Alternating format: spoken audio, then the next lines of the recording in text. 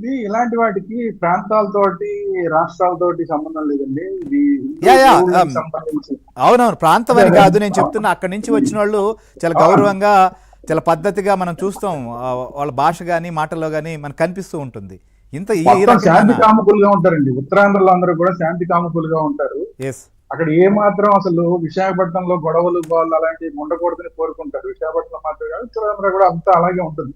కొంత అమాయకంగా కూడా ఉంటారు. అవును. కానీ ఇతను అమాయకంగా మాట్లాడుతూ, అమాయకమైన భాషను వాడుతూ, దుర్మార్గమైన పదజాలాలు వాడుతున్నాడు. అదే లాంగ్వేజ్ స్లాంగ్ మాత్రం శ్రీకాకుళం లాంగ్వేజ్ వాడుతున్నాడు.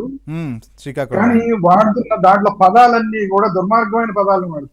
ఆ దుర్మార్గమైన పదాలను వాడడం అనేది ఈ రోజు అభ్యంతరకరం. రెండోది ఏంటంటే అసలు దేవీ దేవతల దగ్గర దాకా వెళ్ళిపోయాడు. వీడు ఒళ్ళు కొవ్వు బాగా పెరిగిపోయి దేవీ దేవతల దాకా వెళ్ళిపోయాడు. ఇప్పుడు ఏమంటాడు, నేను హిందువుని, నేను నన్ను హిందువు కాకుండా ఎవరు చేయలేరు అది ఇది మాట్లాడుతున్నాడు. ఇతను బైబిల్ పట్టుకుని నాకు బైబిల్ అంటే ఇష్టం, నాకు యేసుక్రీస్తు అంటే ఇష్టం, యేసుక్రీస్తు దయ వల్లనే నేను అనేక చర్చిల్లో వీడియోలు తీశానని మాట్లాడాడు. ఓకే. మరి దానికేంటి, అవన్నీ వీడియోలు ఉన్నాయి. ఇతను మాట్లాడి ఆడవాళ్ళ గురించి వీడేదో పెద్ద ఉద్ధరించే వాళ్ళలాగా మాట్లాడాడు. సార్ ఆయన హిందువా లేకపోతే మరొక మతస్థుడా అనేది కాదు కదా సార్. హిందూ దేవతల గురించి కావచ్చు, మహిళల గురించి మాట్లాడేటువంటి మాట, ప్రవర్తన అసలు కరెక్ట్ కాదు కదా. అసలు వేరే మతాల వాళ్ళు మాట్లాడితే ఇంకొంచెం ఫోన్లే, వాళ్ళు ఏదో విద్వేషంతో మాట్లాడారు, వాళ్ళ పుస్తకాల్లో రకరకాలుగా ఉన్నాయి కాబట్టి అట్లా మాట్లాడారు అనుకోవచ్చు. కొంతవరకు దానికి కొంత యాక్సెప్ట్ చేయొచ్చు. కానీ హిందువులని చెప్పుకుంటూ హిందూ దేవీ దేవతల మీద మాట్లాడడం అంటే అది ఇంకా పెద్ద నేరం. ఇంకా పెద్ద నేరం. తల్లి పాలు తాగి రొమ్ము కుదరం ఉంటుంది చూసారా, అది జరుగుతుంది. సీతమ్మ వారి గురించి మాట్లాడే స్థాయి వీడంతా వీడు బతికంతంటే అసలు వీడు సీతమ్మ స్థాయి గురించి మాట్లాడతాడు. అసలు ఎవరన్నా కానీ ప్రపంచంలో ఇప్పుడు దాకా ఎవరైనా రామయ్యని తిట్టారు, ఎవరు మాట్లాడినా కూడా రామయ్యని తిట్టారు. ఈ రోజు దాకా సీతమ్మని తిట్టిన వాడే లేడు అసలు. వీడు మొట్టమొదటి వ్యక్తి.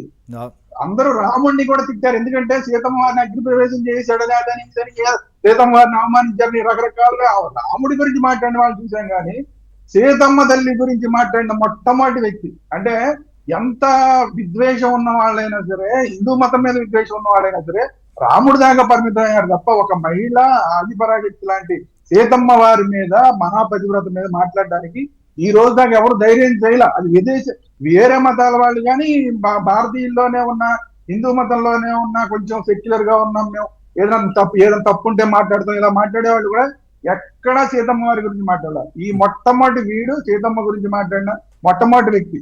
అది కూడా ఎంత దూరం వెళ్ళిపోయాడు, ఆవిడ రేపుకు గురైపోయిందని మాట్లాడాడు. అంతకన్నా ఇంకా తప్పు ఉంటుందా? కాబట్టి ఏంటంటే ఎట్టి పరిస్థితుల్లో క్షమించడానికి వీల్లేదు. అందుకనే మేము చట్టాలకి ఏం సార్ ఇదంతా నోటి దుళా, లేకపోతే ఇట్లయినా పాపులర్ అవ్వాలి, లేకపోతే ఇంకొంచెం తనకు క్రేజ్ వస్తుంది అనుకున్నాడా?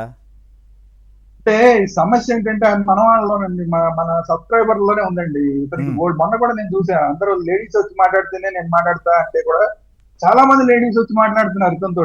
ఇతను అంత వల్గర్ గా మాట్లాడుతుండే కూడా ఎట్లా మాట్లాడి తప్పు మన దగ్గర ఉంది. అతన్ని ఎంకరేజ్ చేసింది మనమే ఎంకరేజ్ చేసాం. ఆ ఎంకరేజ్ చేయడం అనేది అతనికి విచ్చలవిడితనం అయిపోయింది. నాతో ఆడవాళ్ళు కూడా మాట్లాడుతున్నారు, నేను ఇన్ని తిరుగుతున్నా కూడా నాతో ఇంకా మాట్లాడే ఆడవాళ్ళు ఉన్నారు అన్నది అతనికి అహంకారం పెరిగిపోయింది. ఓ పక్క ఆడవాళ్ళని అతను వాడే విధానం, 14 ఏళ్ల లోపమ్మాయిని నేను వాడుకున్నా అని చెప్పి ఒక వీడియో పెట్టాడు అతను.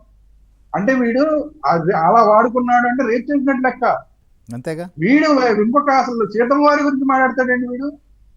కాబట్టి ఏంటంటే కఠినమైన చర్య ఏదైతే ఉందో, ఇప్పుడు మా లాయర్ గారు చెప్తారు, కఠినమైన చర్య ఏదైతే ఉందో దాన్ని తీసుకోవాలి. ఇప్పుడు మహిళా కమిషన్ మొన్న శివాజీ గారి మీద మాట్లాడగానే శివాజీ గారి మీద చర్యలు తీసుకున్నారండి. శివాజీ వెరీ గుడ్ అన్న అందరం. కానీ శివాజీ గారు ఒక సామాన్యుని మాట్లాడితేనే ఇమ్మీడియట్ గా చర్యలు తీసుకున్న మహిళా కమిషన్లు, ఇతను సీతమ్మ వారి గురించి మాట్లాడితే ఎందుకని చర్యలు తీసుకోవట్లేదు? 60,000 మంది మహిళల్ని హిందువులు రేపు చేశారు. ఆ రేపు కాబడిన మహిళల్లో ముస్లింలు ఉన్నారు, క్రిస్టియన్లు ఉన్నారు అని మాట్లాడితే అసలు ఇమీడియట్ గా మహిళా కమిషన్ అతనికి నోటీస్ ఇచ్చి పిలవాలి కదా. ఏంటి నీ దగ్గర ఉన్న డేటా ఏంటి, నీ దగ్గర ఉన్న ఇన్ఫర్మేషన్ ఏంటి, ఆ 60,000 మంది మహిళలు ఎవరు, రేపు గురైన మహిళలు ఎవరు, వాళ్ళని చేసిన వాళ్ళు ఎవరు అని చెప్పి ఆ మహిళా కమిషన్లు, 2 రాష్ట్రాల మహిళా కమిషన్లు ఇమీడియట్ గా అతను నోటీస్ ఇచ్చి పిలిపించారు కదా. ఎందుకు పిలిపించావు? ఖచ్చితంగా అది కూడా జరగబోద్దేమో సార్, ఎందుకంటే వాళ్ళ దృష్టికి కూడా కొన్ని కంప్లైంట్లు వెళ్ళాలి.